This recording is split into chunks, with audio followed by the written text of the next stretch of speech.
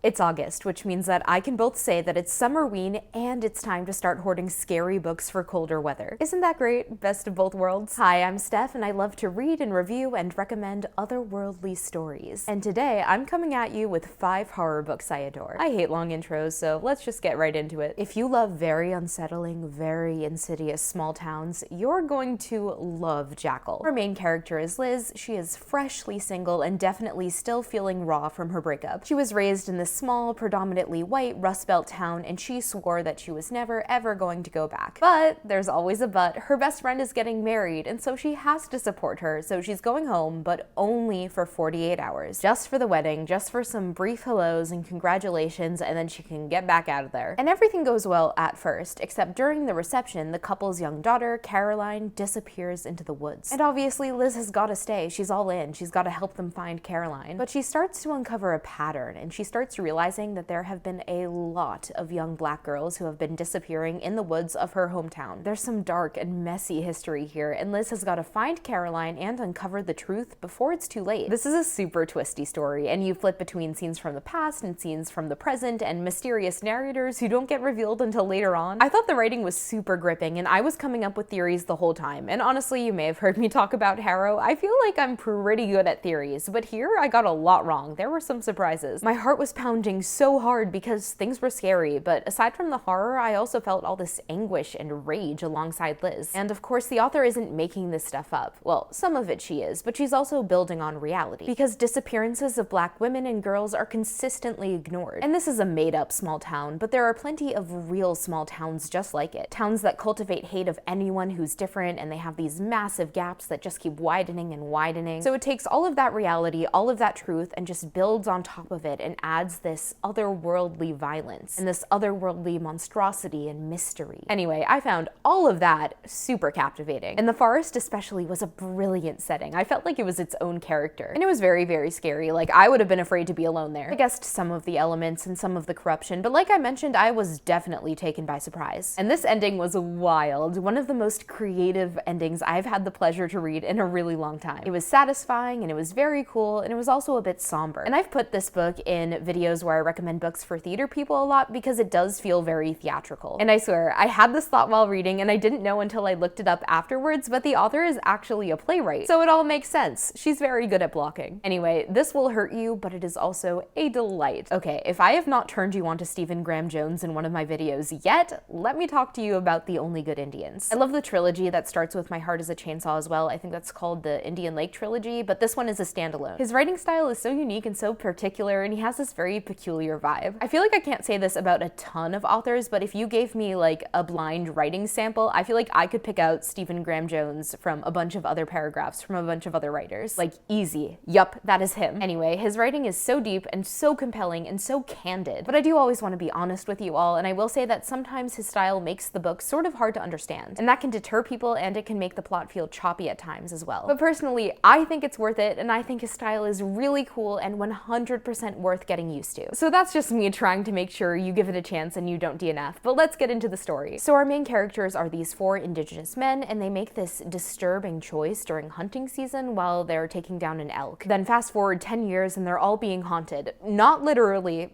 yet. They're grappling with the general ghosts of their past and how much of their tradition that they want to hold on to. And then bring in this elk spirit who is after all of them. Maybe she's trying to complete some sort of karmic circle, or maybe she's just got this lust for revenge. The first and the second half of this book are super different, just in style and in tone and in pacing. It's a really interesting shift. You get some slow burn scenes, and then boom, a whole lot of action, and then you're back to building up the tension. I think tension is where Stephen Graham Jones really shines. Like, he knows how to milk that atmospheric horror. There's so many scenes where the elk spirit is just out of view, and you know that she's approaching, and you kind of want to warn the target, but you're also kind of rooting for her. Ugh, it's delicious. There's also a bit of social commentary mixed in, which I think is really well done. I will say for this one, there's a lot of gore and there's a lot of animal death. So if you're sensitive to animals dying, to dogs dying in particular, in ways that are sort of grotesque, just be aware of that. Oh, Ring Shout, my beloved. This is a teeny tiny novella, and and yet it has stuck with me so hard since the very first time I read it. It's so rich and it's so well developed, and Djèlí Clark is such an amazing storyteller. So we're following this trio of black resistance fighters in 1922 Georgia. Our main character has this big backstory around vengeance, which gets revealed. I don't want to spoil anything for you, but she does have this really cool magical sword. And she's got two companions. One of them is a sharpshooter with a very cynical but very funny mouth, and the other is just ready to blow anything up at any time. So they're battling the KKK, but this is a larger than life story. So there are human clan members, but there are also these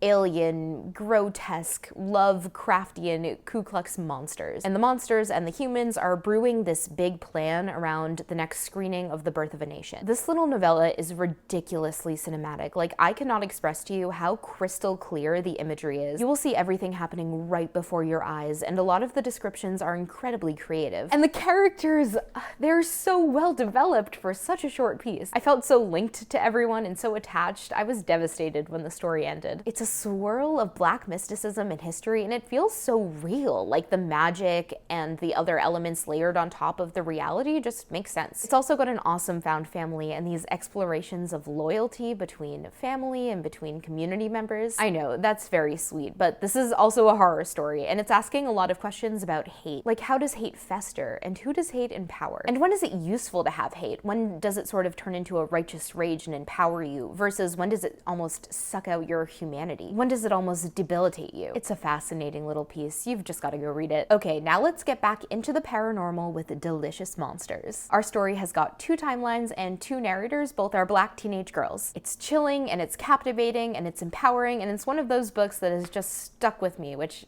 is obviously a theme for this video. Our first narrator is Daisy, and she can see dead people. It's a very uncomfortable power, very unwanted, and she hates having to live with it. She's constantly like cornered by ghosts and getting into miserable situations. Then there's hope, because her mom suddenly inherits a secluded mansion. Daisy is like, yes please, let's get a fresh start and move away from the city, move away from my ex-boyfriend, and just be in nature. But there's a reason her mom has avoided this house for so long, and nothing is as it seems. And then our other narrator is Brittany. Her story takes place a decade later, and she's a filmmaker. She's creating this haunted web series. It's super successful. She's on her third season now. And Brittany and her co-host are filming this new season, and they're focusing on the events that took place at that mansion 10 years ago. And in the years between, Brittany actually had her own experience at that exact mansion with her abusive mother. Her mom claims that it's all good now. She's changed for the better. She's put out a book. Brittany does not accept any of that though, especially with her mom becoming like this public figure. So she wants to bring all these truths to light, you know, the truth about her own relationship with her mother and Daisy's real story that has been buried. She's challenging the facade that her mom put up about their truthfully tumultuous relationship. Anyway, these timelines slowly inch closer and closer together, and all of these dark secrets are revealed. Both girls learn that the world isn't safe for them, and that there are monsters, and I mean paranormal monsters, but also human monsters who are out to haunt them and to silence them for good. Honestly, this is a story about processing childhood trauma and how you can learn to reconnect with yourself and recover. It's about abusers and how they're skilled manipulators and how they just take advantage, and that all of that pain is held in the body of the victim. It can be sad and it can be angry, but on the flip side, it's also about showing up for your friends and about bringing light to stories that are forgotten or purposefully buried. We get to see some young women reclaiming their power and triumphing over people that hope to see them fail. So there are these little bursts of celebration, and both girls learn to embrace their true selves and their uniqueness, and also work through all of their fear. All of this beautiful stuff is happening, but then it's also a scary story. It's a haunted house story, so it's awesome, it's atmospheric, it's immersive. There are some really challenging storylines here. It's a lot about child abuse, but I think it's all worth it. The payoffs are brilliant, and I think that any child or any adult who sees a reflection of themselves in these pages will feel really empowered. I will also say that I've seen reviewers call these characters sort of unlikable or hard to relate to, and I would like to challenge that a little bit, because these women are survivors and they've lived in defense mode and they've had to put up these walls to protect themselves, and I found them really compelling and really sympathetic. I know this is a young adult book though, and young readers may not be able to sort of zoom out and think about it that way, so I do understand. But overall, I love this book so much, and I love everything this author has written. She's also done this sci-fi duology, which is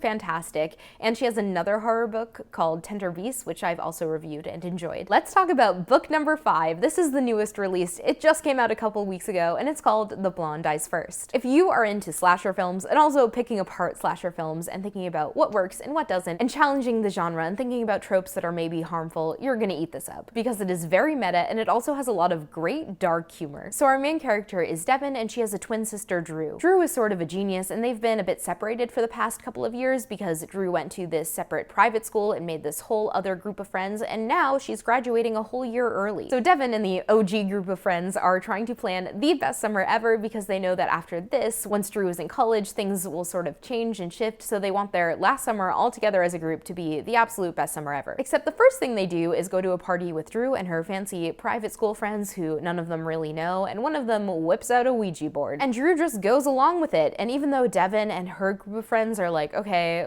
we should not trust these things, they want to support Drew, and so they stay. And you'll never guess what happens next. A terrifying demon starts hunting them down. Except this demon is a little unique. They're working in slasher kill order, and so Devin is up first because she is blonde. And Devin has this crush. Her name is Yaya. She's had a crush on her forever, and Yaya has all of these final girl traits, which means she'll probably be the last to die. So they've got to figure out what's going on and what the rules are and how to get ahead of this monster so that they can stay alive. A standout element to me from the story were all of the characters. I love stories for young readers where a friend group is really solid and where they all care about each other and all support each other. They definitely make mistakes and they definitely have flaws and they get into, you know, little fights, but they know that when hard times come, they're all going to be there for each other and they can always lean on each other, and that's just really lovely to read about. But where there is tension is between Devin and Drew, and that is really interesting. There's this beautiful arc around sisterhood where at first they're holding on to a lot of like unsaid assumptions about the other and not really seeing the other as like a full human beyond just their twin sister. And they have this journey where they start to reconnect and think about how they want their relationship to be as adults. And then of course there is a romantic aspect with Devin and Yaya. It's very funny. Devin has had this crush for like over a decade and Yaya seems oblivious and all of her friends tease her about it. And Devin has been out for a while. She's not so sure about Yaya. Anyway, there's a lot of sapphic pining and funny little quips from her friends because they're like, dude, this is painfully obvious. And this friend group overall is pretty queer if you're curious about that representation. The author shared that this is a love letter to Brooklyn, and that's definitely true. Like if you grew up in Brooklyn or if you've just been there or visited, you might recognize a lot of the locations, and that's really fun. You'll feel the love for sure. But this is also a love letter to classic slasher films. It's a bit lighthearted, it pokes at them in a teasing way, and it asks these questions about the genre and what the tropes are and what the expectations are. It's great, campy fun. And it has these new angles on challenging racism and classism and all the ways in which they intersect. And like I mentioned, it's got a fabulous cast. It really brings on the nostalgia of like growing up with a friend group. And it's got a very positive message about owning your own value and your own awesomeness. But don't get me wrong, there are scary scenes and there is blood and there is gore. There are some very nasty deaths. But I absolutely flew through this one. I could not put it down. I felt something pulling me in during each and every scene. So yeah, I adored this one and I highly recommend it alongside Joelle Wellington's other book, Their Vicious Games. Those were 5 horror books for today. Let me know if you end up picking any of them up, and if so, what compelled you about them, because I'm always curious about that. I'm ready to get right into fall reading. I'm just gonna ignore the 90-degree weather outside and put on a sweater, clearly light a candle, put some ambiance on the TV, pump up the AC, and get into some scary books. And please don't leave quite yet, because this is a very quick reminder that I share at the end of all of my videos, which is that I'm building a community through Bindery so that we can someday have our own publishing imprint. The community in my Discord is really cool, really special. We did a weekend readathon last week and it was so fun. I'm trying to continue fostering these connections through events and chatting and book club, and I'm just loving it. The best way to be part of this community and to support me is by following my Bindery, which is called Celestial. It's 100% free to follow. You don't have to do anything fancy. It just syncs right up with your Google account, and you get a weekly roundup of all the books I talk about and links to those videos, and it compiles all of my content in one place, and it's got a searchable bookshelf, all this cool stuff. So that's all useful, but the loveliest part is probably my Discord. And if you are able to support me just a little more, it's only $5 a month. There is a tier where you can get exclusive content and a special role in my Discord. And I would love to keep building this up. If I can get enough people at this tier, then I can do way more things like book giveaways and raffles and send out merch every month. I have so many ideas, and I would love to do all of that. So thank you so much for listening and for being here, and I appreciate you.